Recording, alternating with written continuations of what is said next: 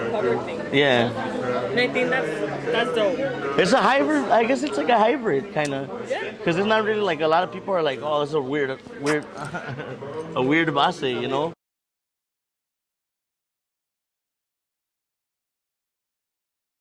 My name is EFREN VASQUEZ Chavelo, bass player, and this is Saucy Bass Talk. I wanted to know a little bit about your bass itself. What bass are you playing right now? What is your preference of bass? Talk to me a little bit more about that. Okay, so I initially started on like a lot of bass players, I'm sure, on Ibanez. That was my beginning bass, you know, really high action. Year-old strings, I didn't know nothing about, you know, but I'm just like, okay. I chose the hardest like songs that I could think of, listen to them, and then learn them. That's what I started on, Ibanez. And I just always liked that humbucker sound. You know, that was always my like real punchy, like I liked it. I always liked it. So eventually getting a Music Man. You know, I got a Music Man, and you know, the single humbucker, I fell in love with that sound. You know, I like Jacko, I'm sure Jacko a lot. He has that single, you know, the bridge pickup. So I'm like, oh, but you get the humbucker and it's just like a little more punchier. Yeah. So I'm like, you know, I always like that. Eventually getting into what I have now, a Lakeland, which is essentially the same thing as a Music Man. It just has a single coil on the neck. So, but I don't really use it. I just use the humbucker. So it's like a Music Man in the body of a Lakeland. Okay. And I like them because they're Chicago based. So it's kind of like, woo, represented. Right? Yeah. Representing, right? Yeah. So they feel awesome to me. You know, I've been playing that Lakeland for about 2 years now. And I'm probably gonna like, my next bass is probably gonna be like another Lakeland, but just like a custom one. Okay. Have you ever owned a Fender? Yeah, actually not owned, but I played a lot of them. What do you think about Fenders? I love them. I love them. Eventually I'm gonna get my 59P bass, don't get me wrong. You know? That's my dream bass. Okay. Is a 59P bass. Eventually I'm gonna get that, but I love them. Jazz basses too, you know, they're just, to me when I look at basses, they're like flavors, you know what I mean? Like sometimes you're gonna wanna eat tacos, you know, sometimes you're gonna wanna eat like a sandwich, you know? You're gonna want different things. Same with the bass. Yeah. For some songs, like I like this sound. To this day, like I don't always record with the same bass. Like it all depends on what the song is, like what the vibe is. And according to that, like sometimes I have a PJ that I record with. Okay. Mostly as a P bass. It's not a Fender, it's a Sire. Okay, Sires are great yeah, though. So I love Sire, you know. So it's a P bass though. So when I want to use a P bass, I record that. Or I have a friend that has a 64 P bass, and he lets me use this too sometimes if I want to stun, you know what I mean? Yeah. Because the vintage, you know, the Fenders are really like, it's like the holy grail. They're super heavy. You'll never go wrong with a Fender, ever. So yeah, I love Fenders too. Yeah. It's just that like for the music that Vanguardia plays, for the most part, it's all that like, it's like fast-paced Norteño, you know, progressive. So that humbucker, I feel like that's the perfect punch. Yeah. But you know, for the Norteñas, like I said, I still record with the P bass, with the Sire. Oh yeah. And eventually I'm gonna get, you know, I don't travel with it yet because traveling with two basses, you know what I mean? But it is to travel with one. Right. It's pretty difficult. Yeah. And it's scary. Yeah. Oh my God. Yeah. So for now, I'm just doing the one, you know. And the Music Man is cool because if I do really want to get the P bass sound, I'll switch on the neck pickup and it'll be kind of close. You know, I just have to kind of adjust my playing, obviously. Okay, so earlier you did mention a little bit about like basses being like flavors, right? Right. So in your, like with your taste buds, what do you think is like the flavor or the tone that you're looking for most in a bass? Like what is that one sound that you're like, I like this is what I normally would go to in any worst case scenario, let's say? Like if you had to choose one, what would it be? It's because, see, that's the thing. It's like, it depends. Like, what are you having? You know, like, are you having pizza? You know, are you having a burger? It really depends, you know, like, it honestly, like, because I'm going to be real, like, if it's if the gig is like, oh, we do cachorro covers, you know, we do all, give me a P bass, you know, give me a 59P. You already know what you're looking for. I want that, you know, for that gig, yeah, I want to play that. Makes sense. If it's a gospel gig, a church gig, give me a Ken Smith. Oh, You know, God. I want a Ken Smith. You know, can't go wrong with one of those. I just recorded with the Ken Smith. Oh, I was yeah. at our own studio, Oh, and I tried right. his Ken Smith, and I Yeah. got a chance to record with it, and I wanted to take it home, obviously. That was one of the first basses that, because I got a chance to play country as in my beginning early bass stages. Okay. I took advantage of an opportunity, and I'm like, I got a chance to record in Nashville, you know, so I got like and I was fresh, bro. Like I was like a green ass bass player. I didn't know nothing, but I had a buddy that had a Ken Smith, and he let me borrow it, and I'm like, I showed up to this bass, to this gig, hotshot 19-year-old with Ken Smith, don't know nothing about scales, nothing about nothing, and I got the job done. I wasn't ready for that gig, but I got the job done. You always have to take advantage of your opportunities Right. all the time, Yeah. and if that chance was presented to you, it's because you were ready, Yeah. whether you think you were ready or not. I would believe that. It was a really crazy experience for me because over there, like in Nashville, it's literally like work. I mean, like recording for me always has been work. Like you got to be passionate about it, but I think you have to like distribute the equal amount of discipline versus creativity, in order to be efficient, because at the end of the day, you got to pay for studio time, etc. You know what I mean? So I always liked that part of it. I always really enjoyed like Nashville. They're really on a time crunch. Okay. Like everything is like down to the music. Like we spend maybe like with that project that I got to record, we spent maybe like 3 months putting together these songs, and I was really like inexperienced at song making. When I got there, I realized like, oh, this is what song making is, But before it was just kind of like, oh, that chord, y dale aquí, güey, like, yeah, it's a círculo, and it sounds good, all right. When we got there, they're playing it, and these people are writing it down as they're listening to it the first time, and in one listening, they already know the song. By the second time, they're already making arrangements. Right here, we're gonna do this, and to the point where they're teaching me the song that I supposedly put together, and I'm just like, well, you're shaking, and you're like, because at the end of the day, those musicians that I got to meet, I think it was like a fiddle player that played with Dolly Parton for like the longest, a slide guitar player that was for Willie Nelson. It's just a bunch of OGs, and I was just like blown away, and I'm like, I was just like, yeah, like I said, this hotshot 19-year-old with a Ken Smith, super not ready, but in this position, like, okay, I'm gonna do it. Yeah. And shout out to those guys because they were really cool, and they taught me in like 20 minutes how to read their version of writing, because there's like it's kind of like banda. I don't know if you know how banda does music. Yes. They do 1, 2, 3, same thing. This So is you're the just same guiding thing. yourself Yeah, from you what just they're get a telling you. sheet, and then you put, okay, this song's in G, and everything else is 1, 2, 3, and if it's diminished, well, you just put diminished. If it's augmented, whatever, vice versa. But it's by numbers. So they're like, it's just like this, and I'm like, oh, I get it. It's just kind of simple, but it just kind of was like a nervous moment where it's just kind of like, just chill and get it done. Yeah. Well, I mean, looking back at that time and then going back forwarding to now, I mean, you've gone so far, right? Yeah. We obviously could hear all the infusions that you do add to the music from Vanguardia. You have all these like special touches that you add that you could almost tell, like, I'm sure he had something to do with this. He Yeah. arranged this part here. What is the recording process for you? So like you go into the studio, are the songs already like in your mind, this is what I'm gonna do, or you are going as you're recording, kind of adding your stuff there? So for the Vanguardia songs, for the most part, they're premeditated. Everything's kind of like, except honestly, like this is a little secret, a band secret, not a secret, I guess, Don't but tell anyone, guys. nah, just something that no one probably knew.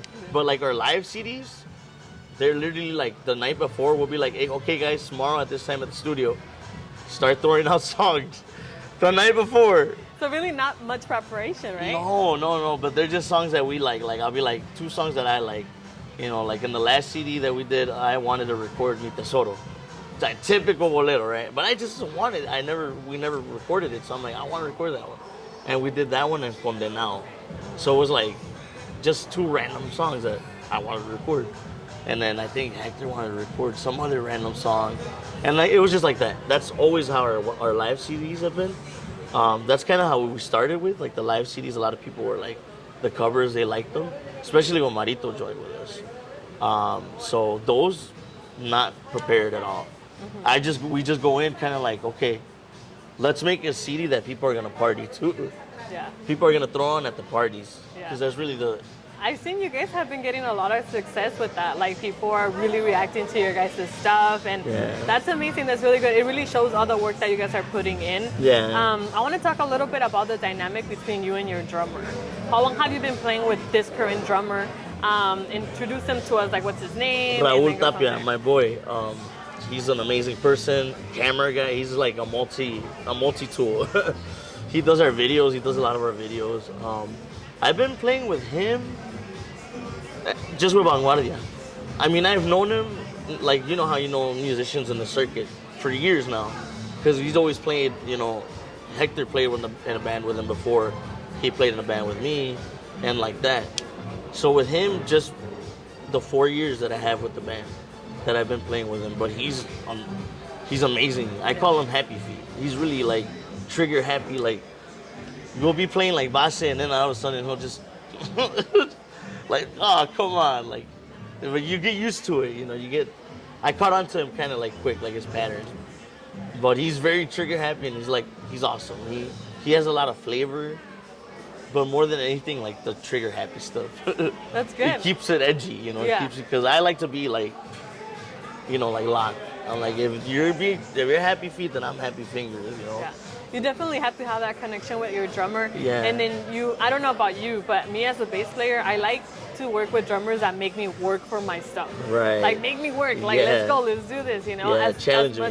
Challenge me. Ooh, like, sometimes, you know, you go back to the, like, 4-hour Parivada days, 5 hours, and you're 3 hours, then you're playing, you know, tres tumbas, and you're like, you know, we're getting bored, like, okay, come on, trip me out, you know? And he'll throw me one, you know, and it'll be like a fill, and like some gospel chops type of feel on tres tumbas, and I'm just kind of like, all right, and I'll be like, all right, I'm gonna set you up. Let's see if you get it, you know, because otherwise it's gonna sound silly, you know. Yeah, of course. Yeah. But we do that a lot, like, for the same reason, because I know he likes to listen to like a lot of progressive stuff that he put me on with. Like, I'm just like, oh, you like that? Like, okay, and I listen to my share stuff, like the more American, you know, metal, or, you know, indie rock or whatever have you. And then, you know, we'll switch like that. So it's kind of like, it's not hard. We didn't take long to adapt to each other's triggers and trigger happy. Yeah. What is the difference between like when you play with him, with Raul, to other drummers? Do you notice a difference? Yeah. Or how do you adapt to that? It's just like eating different dishes, like trying different beers, like, or like chilling with different people, you know? It's like, I haven't seen this fool in a while, you know, and in that time you're playing, you're like, you know, it's kind of like a different language. Technically, you're hanging out and you're talking, and it's like, that's the way I look at it. I see it like a lot of the people that I jam out with, I've jammed out with more than likely, or I've seen them before. Or if it's like someone completely new and they're really good, I'll remember them from next time, or like that, or it's someone that I've seen play. You know, I try to like tend to play with those kind of people that like, I'm like, I want to jam with you, you know? We're going to have a memorable jam. Memorable conversation / you know, like that. Yeah, so, talking through music. Right, yeah. So it just really depends. Like, there's like my boy Osmani. You know Osmani from those Le Mans. Yeah. Like, also has a very independent touch to himself. Yeah, so I like jamming. Like, I'll jam with him sometimes. Like, I used to play in a band with him. With him and Hector, I played accordion. So we had this band, Anarquia. And we actually did the whole production. I remember I met him, like, and then the next week we were in the studio, and it was just like me, him, a bong, his bajo sexto, his bass, my accordion, and his snares, and a bunch of snares, and we're just like, they're like, you got 5 hours. And we're like, let's get to work. And we just did this whole CD. He threw down hard. He fucking recorded drums. I think I helped him a little bit on the cumbia on the drums, because he didn't have like the touch on the cumbia. But he did all the drums pretty much, the bass, the bajo quinto, and then I just did the music pretty much, the melodies and stuff. So I got to like really get inside his brain there, you know. I'm like, wow. You know, I'm like, he's creative, but he's disciplined, you know. I'm like, I'm creative, but I'm not disciplined like that, you know. That's what I lack. And you know, like as humans, that's who we gravitate towards, like people that have traits you lack, because you want to like improve them, you know what I mean? So I was like, wow, you know. And he became like one of my closest friends, like low key. But at the same reason, it's like, at the same time, it was because of that. Because I'm like, man, he's an amazing musician. And I just want to keep making music with him. Yeah. Like, we ended up like having another band later on. It was like a Norteño / no, not even Norteño, it was like a cumbia band, an electronic band. And I played keyboards in it, and we had a rapper guy, and it was something wild. And it was his first experience in like, you know, kind of really testing his creativeness, you know, like not having no boundaries. And because that's a whole different, you know, there's talonear, you know, and then there's like wedding gigs and shit, like, you know, playing covers. But then there's like, when you meet those musicians that you could just go in a room and it's like, all right, start playing this chord or start with this, and you just, shit happens, like that's special. Yeah. And I put him in a situation like that, and oh, it was beautiful. Yeah. It was like 3 hours of magic. We never rehearsed. He didn't know the guys that I had, and they didn't know him, and I was just kind of putting them together, and we came up with like an album of like magic.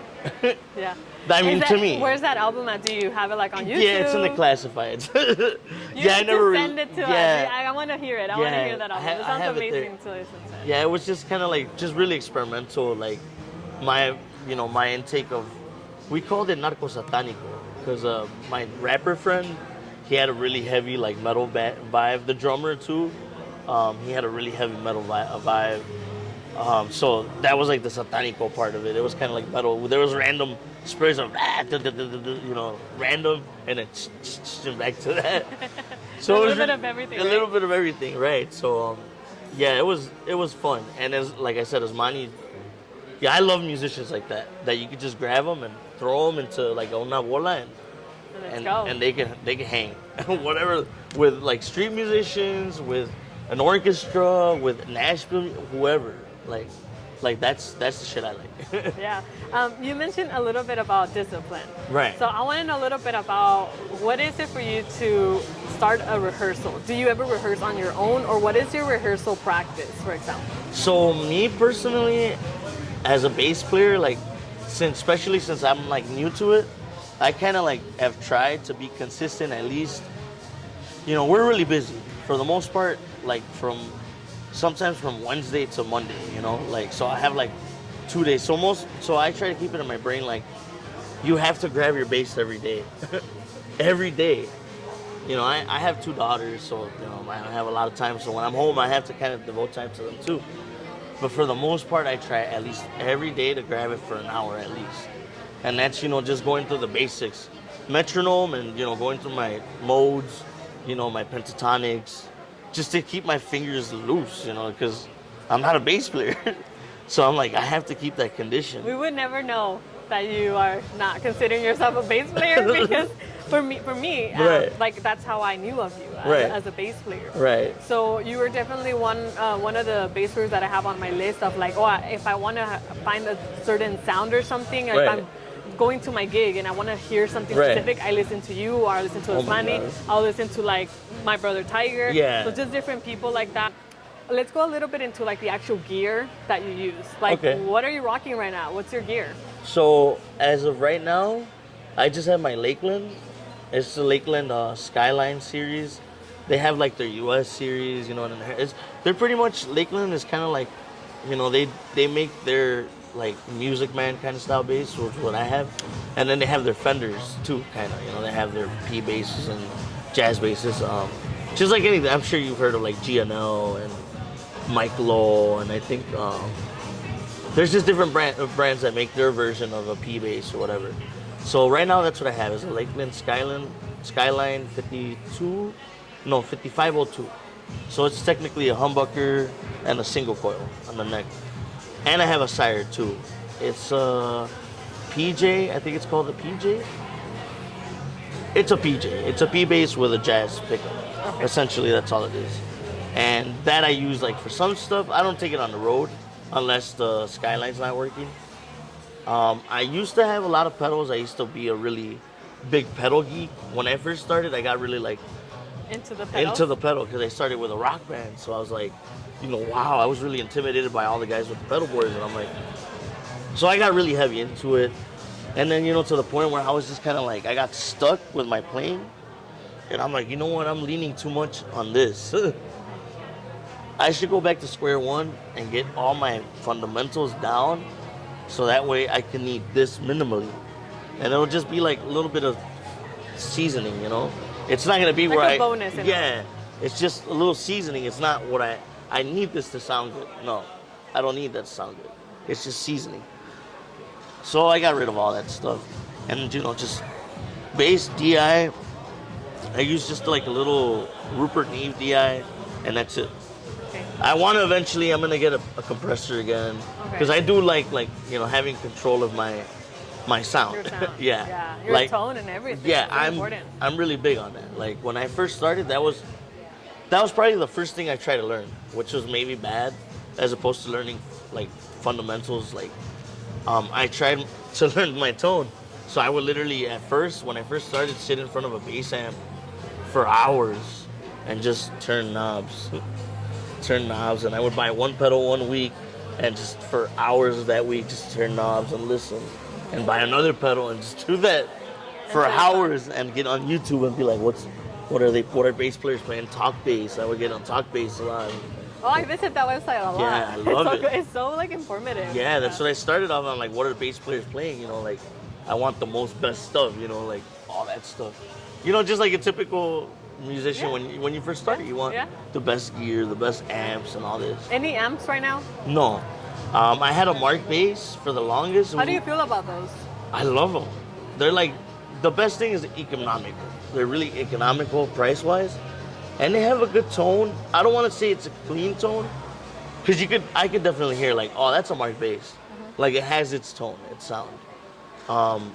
You know, I'm a really big fan of like amps-wise, like an amp that doesn't really color. You know, that just sounds flat.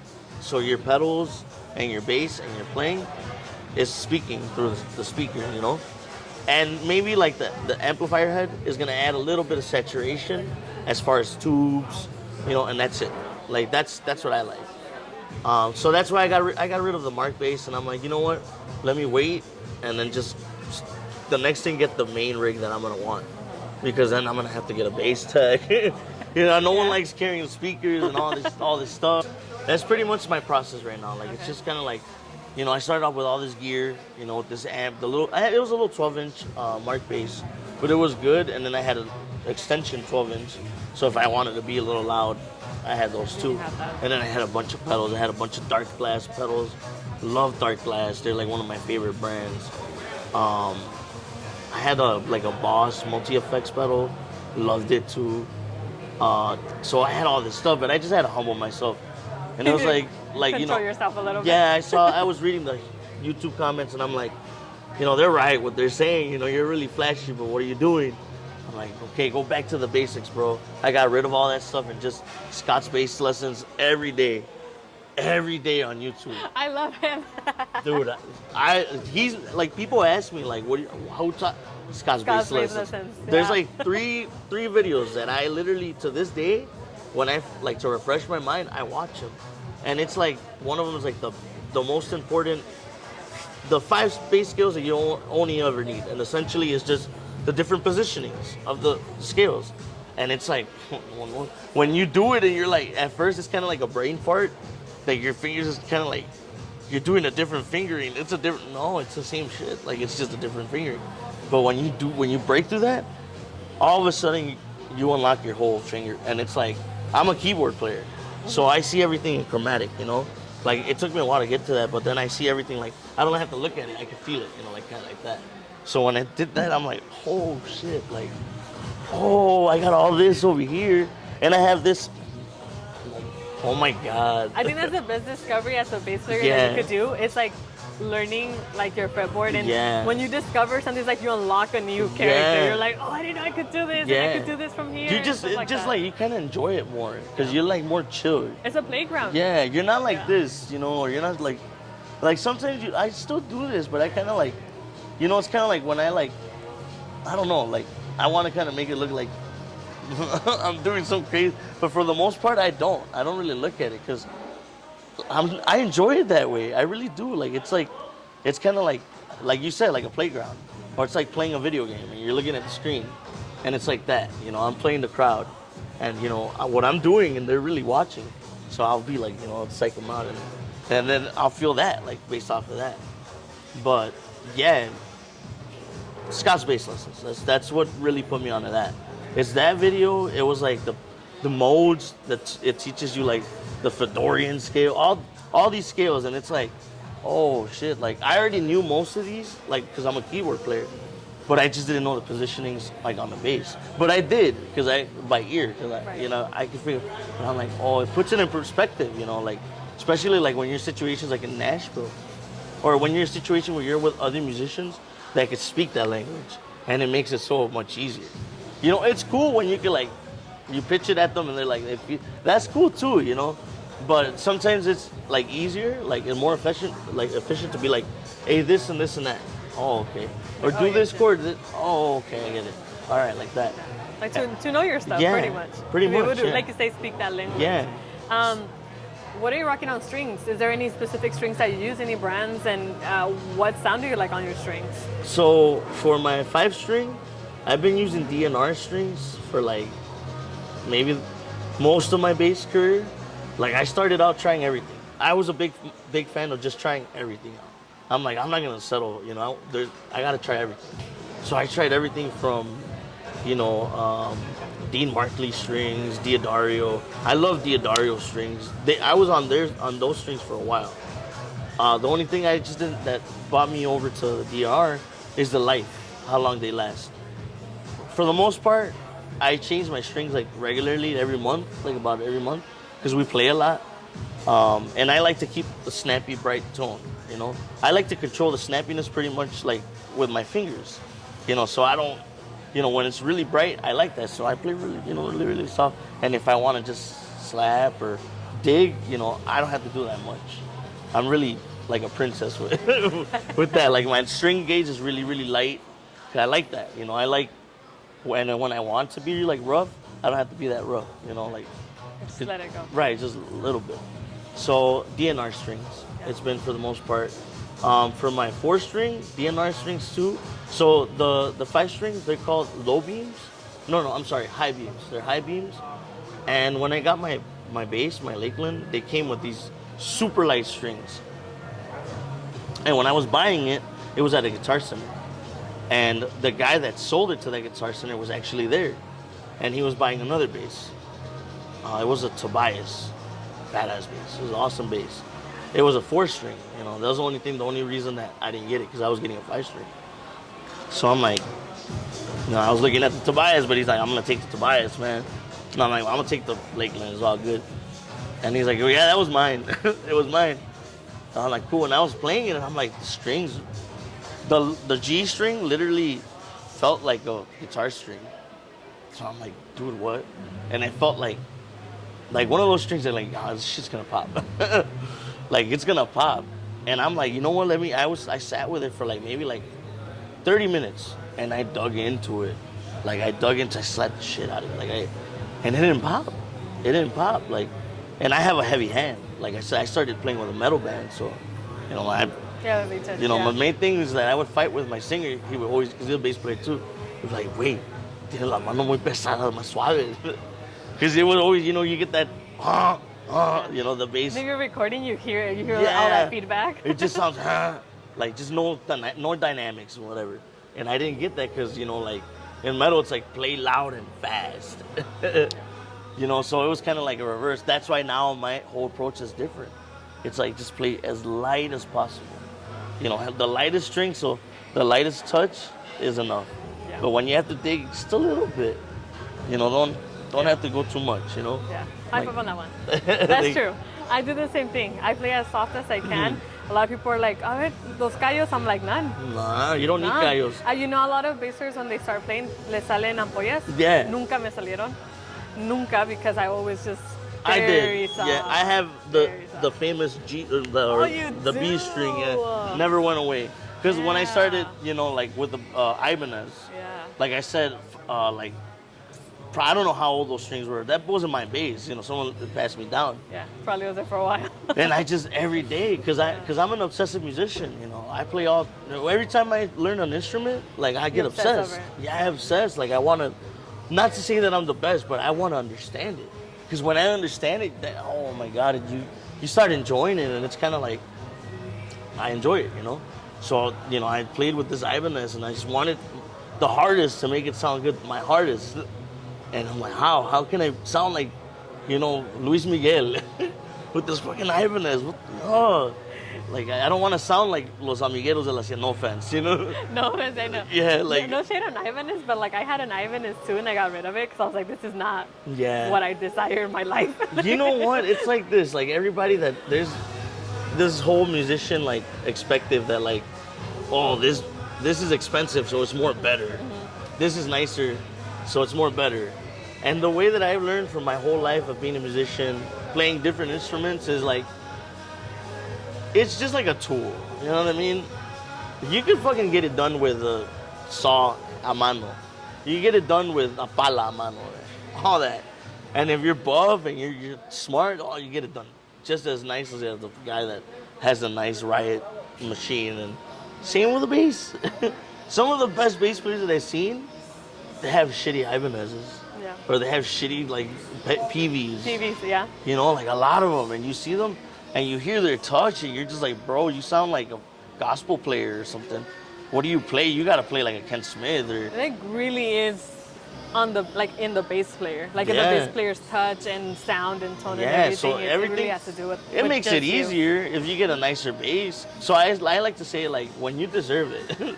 You know, like, it's like, my drummer's always like, get a Fodera, get a Fodera. And I'm like, man, I don't even like Foderas. You know, they're cool, but... And then at the same time, like, nah, I don't deserve it yet. You know, I've only been playing bass for 6 years. You know, I'm starting to really understand my instrument to say it confidently, like, I'm a bass player. You know, I can hold my hand on anything. Not saying, like, oh, I play Norteño, but you tell me, oh, play a... No, I'm a bass player. What do you need me to... Throw whatever you want, you know? I'm barely starting to get comfortable with that. So I feel like that is a reflection of your gear, you know? That's like a reward.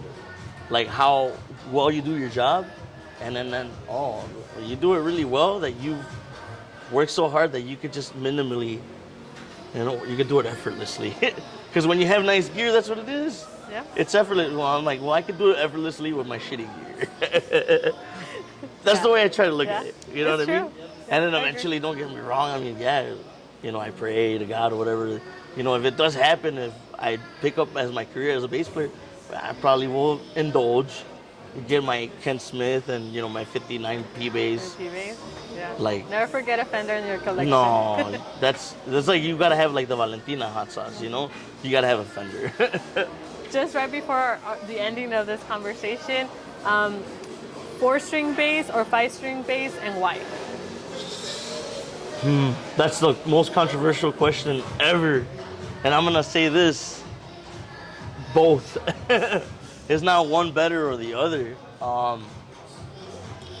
And I say this because, like, I started on a 6-string bass, an Ibanez.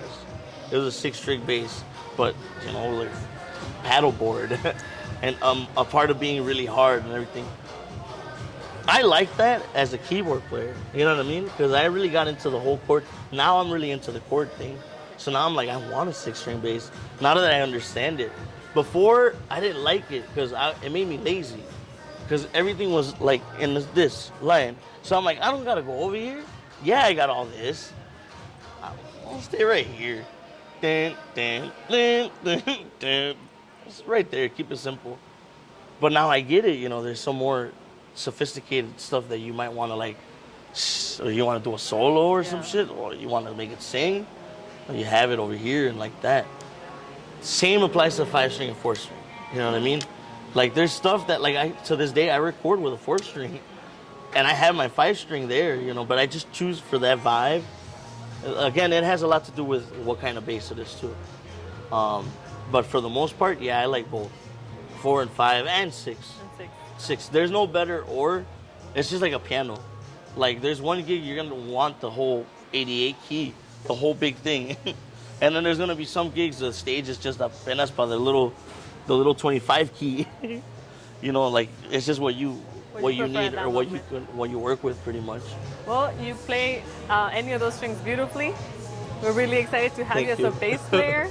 And we're excited to hear what's in the future for you as a bass player. Like, what else is gonna happen? Meaning, like, if we are hearing you play now and you're saying that you're just starting, so we could only imagine how much better it's just gonna get, right? So talk to us just a little bit about like your plans in the future for yourself, either as a bass player or as any other instrument in your life, or anything that you want to share with us. Oh my goodness, I have so many plans. I have yet to conquer this, and I don't even think I'm ever gonna be conquering it because, you know, things just change as life, you know, you learn new things always, right?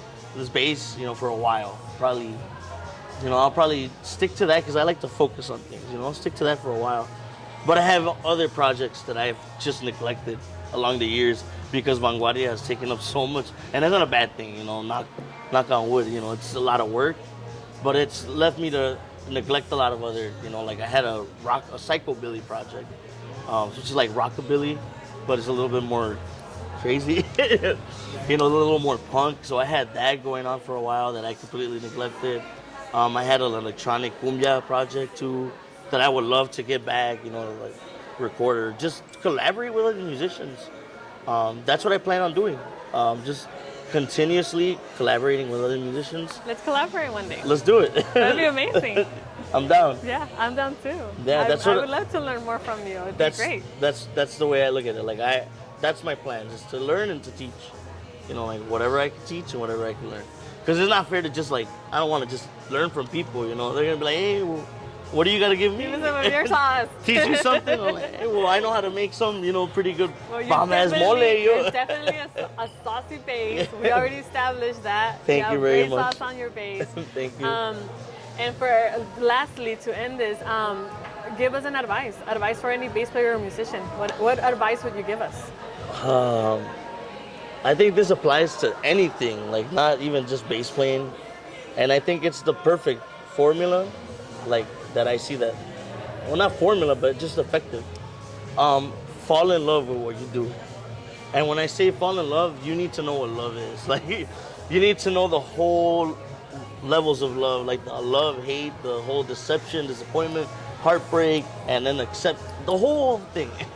And you need to know all that first, and then fall in love with what you're doing.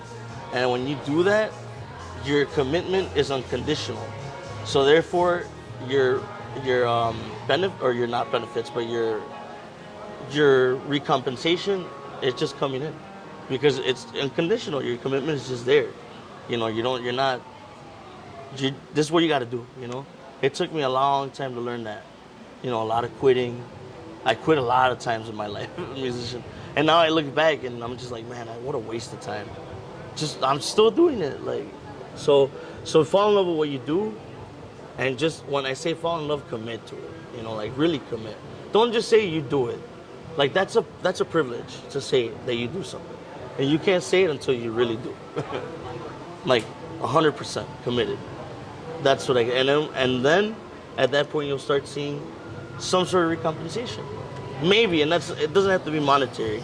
It could just be self-satisfaction, you know? Like in my case, I like that a lot. Like I get a lot of self-satisfaction into playing bass and then seeing how far I come in 2 years or 3 years or 4 years or 5 years, you know what I mean? So set goals like that, you know? It sounds really cheesy and corny, right? Like, and cliche, but it really is what works. It's effective. It's effective. That It's is what's true. effective.